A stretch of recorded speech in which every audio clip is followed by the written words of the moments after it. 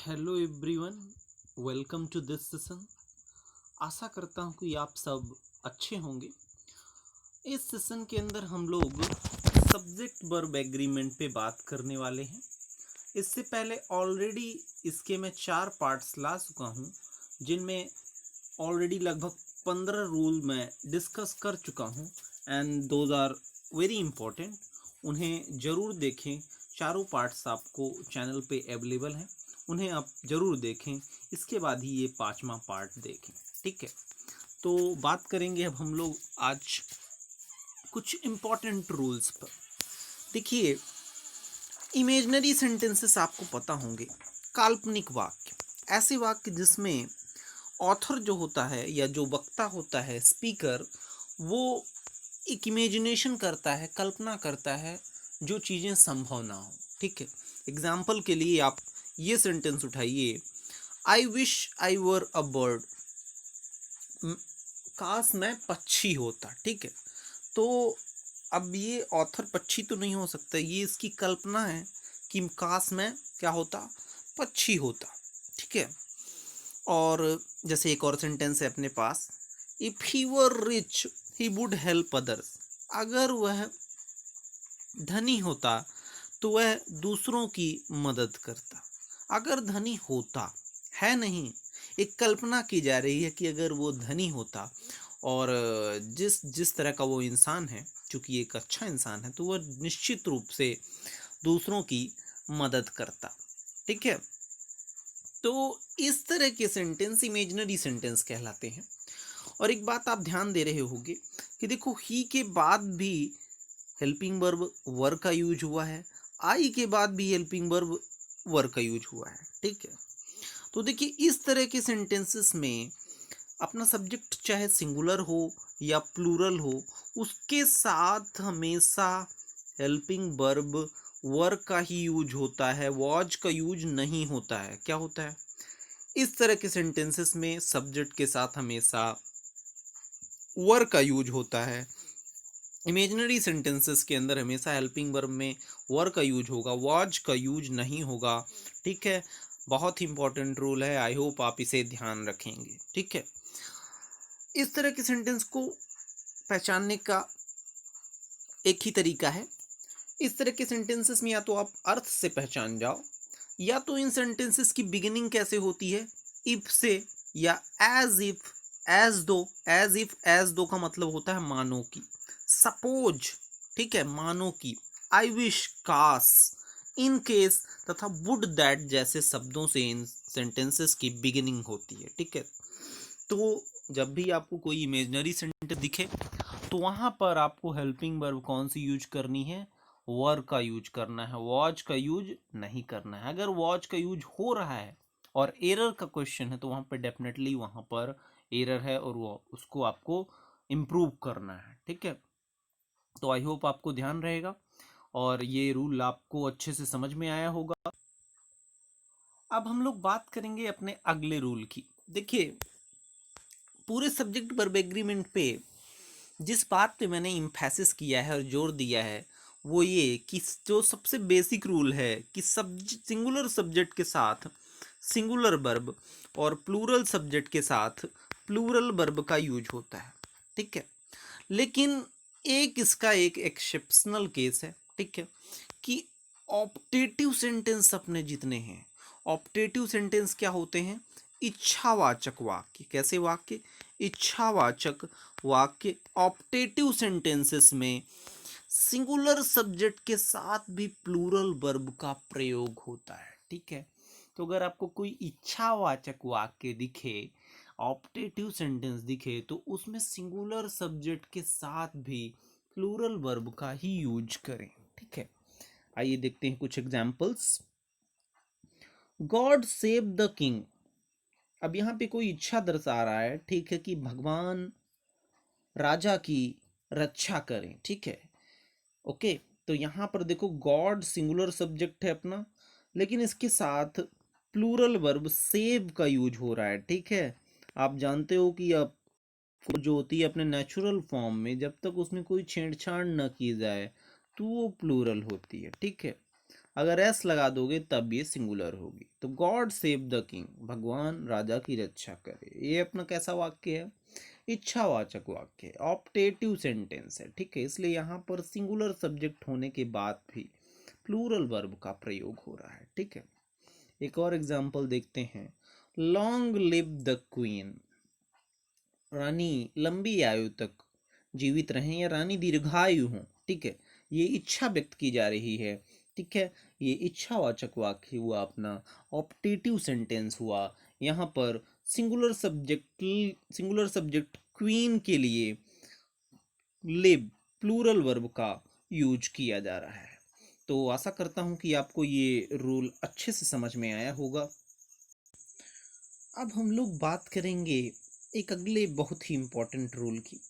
देखिए, आपको पता है कि ए और एन जो होते हैं वो इंडिफिनिट आर्टिकल होते हैं, अनिश्चित आर्टिकल होते हैं, और द डेफिनिट आर्टिकल होता है, निश्चित आर्टिकल होता है।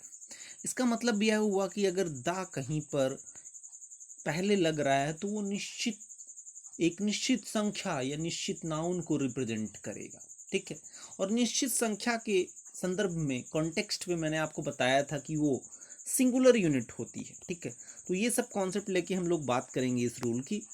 देखिए, जब भी a number of, a large number of और अ ग्रेट नंबर ऑफ, पहली बात तो a number of, a large number of और ग्रेट नंबर ऑफ, बहुत बड़ी संख्या में कोई चीज हो तो वो प्रदर्शित करने के लिए इनका यूज होता है, ठीक है। तो जब भी इनका यूज प्लूरल काउंटेबल नाउन के साथ हो, ठीक है, अ number of, a large number of और अ ग्रेट नंबर ऑफ का यूज जब भी प्लूरल काउंटेबल नाउन के साथ हो, तो इसके साथ हमेशा प्लूरल वर्ब का यूज होता है, ठीक है। आप समझ रहे हो कि अगर प्लूरल काउंटेबल नाउन लग गई इनके साथ तो वहां पर प्लूरल वर्ब का ही यूज होगा, ठीक है। जैसे एग्जाम्पल से समझते हैं, a number of students were present, a number of students, ठीक है। देखो, a number of के साथ students लग गया, प्लूरल सब्जेक्ट अपना, इसीलिए यहाँ पर हम वर्ब, प्लूरल वर्ब का यूज कर रहे हैं, वॉज नहीं होगा, ठीक है। वॉज अपनी सिंगुलर सब्जेक्ट हो जाएगी, वॉज लगाओगे तो गलत हो जाएगा, ठीक है। a number of students were present, okay. लेकिन ध्यान दो कि अगर नंबर ऑफ के पहले अ न लग के दा लग जाए, ठीक है, ए न लग के दा लग जाए, द नंबर ऑफ, और इसका यूज अगर हो रहा हो तो ये चूंकि एक निश्चित संख्या को दर्शाएगा, द नंबर ऑफ निश्चित हो जाएगा, क्योंकि द आपको पता है डेफिनेट आर्टिकल है, निश्चित आर्टिकल है। इसलिए द नंबर ऑफ का यूज जब होगा तो वो एक निश्चित संख्या को प्रदर्शित करेगा, और इस सिचुएशन में हम इसके साथ सिंगुलर वर्ब का यूज करेंगे, प्लूरल वर्ब का यूज नहीं करेंगे, ठीक है, ओके। तो देखो, द नंबर ऑफ के जस्ट बाद तो प्लूरल सब्जेक्ट आएगा, ठीक है, वो तो प्लूरल काउंटेबल नाउन ही रहेगा, लेकिन जो वर्ब होगी वो सिंगुलर रहेगी, प्लूरल नहीं रहेगी, ठीक है। जैसे अपना एग्जाम्पल है, समझते हैं इससे, the number of boys are 50, ठीक है, लड़कों की संख्या कितनी थी, 50 थी, निश्चित थी, ठीक है। द नंबर ऑफ का यूज हो गया। अब देखो, द नंबर ऑफ के बाद बॉय जो है वो तो प्लूरल सब्जेक्ट है, लेकिन इसके बाद जो वर्ब लगेगी वो सिंगुलर लगेगी, क्योंकि ये निश्चित संख्या को प्रदर्शित कर रहा है, ठीक है। The number of boys is 50, ठीक है। तो वहां पर अगर द नंबर ऑफ का यूज हो रहा है तो उसको हम लोग सिंगुलर यूनिट, निश्चित संख्या के रूप में प्रदर्शित करेंगे, और उसके साथ सिंगुलर वर्ब का ही यूज करेंगे।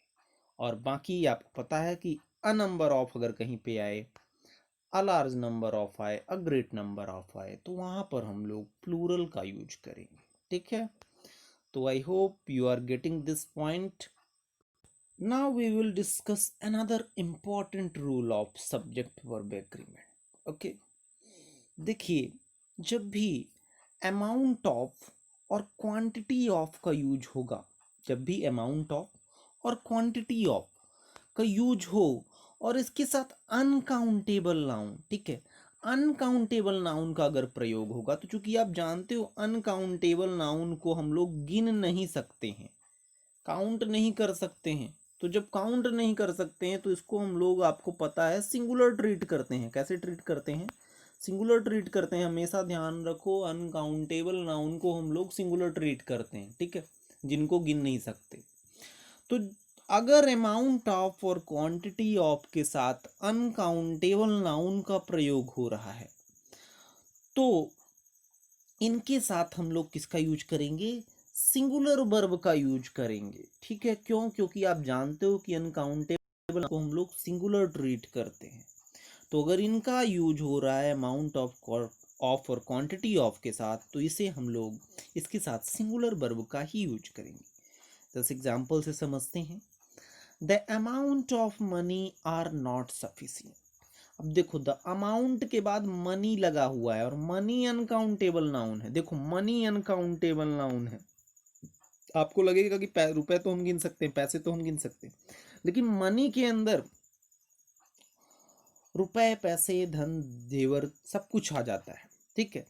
जो आप गिन रहे हो वो रुपीज है, ठीक है। इंडियन करेंसी क्या है, रुपीज है। अमेरिका की करेंसी क्या है, डॉलर है, ठीक है। और यूरोप की करेंसी क्या है, यूरो है। तो वो तो काउंटेबल है, रुपीज काउंटेबल है, लेकिन money, money is uncountable noun, हमेशा ध्यान रखो, ठीक है। ओके, बहुत से ऐसी नाउन्स है जो आपको लगेगा कि ये काउंटेबल है लेकिन वो अनकाउंटेबल नाउन होती है। जैसे हेयर, बाल, ठीक है। फर्नीचर हो गया, ठीक है। ज्वेलरी हो गया, ठीक है। ये सब क्या माना जाता है, अनकाउंटेबल माना जाता है। तो देखो the amount of money is not sufficient, ठीक है। जो मनी, अमाउंट ऑफ मनी था वो सफिशिएंट नहीं था, पर्याप्त नहीं था, ठीक है। तो ध्यान रखो कि जब भी अमाउंट ऑफ और क्वांटिटी ऑफ के साथ अनकाउंटेबल नाउन का यूज हो तो वहां पर अपने को सिंगुलर वर्ब का ही यूज करना है, ठीक है। आई होप आपको ये पॉइंट बहुत ही अच्छे से क्लैरिफाई हुआ होगा। अब हम लोग बात करेंगे एक बहुत ही इंपॉर्टेंट पॉइंट पे। देखिए, ऑल के साथ दो केसेस होते हैं। अगर ऑल के साथ अनकाउंटेबल नाउन का यूज होगा तो आपको पता है कि अनकाउंटेबल नाउन को हम लोग कैसे ट्रीट करते हैं, सिंगुलर ट्रीट करते हैं।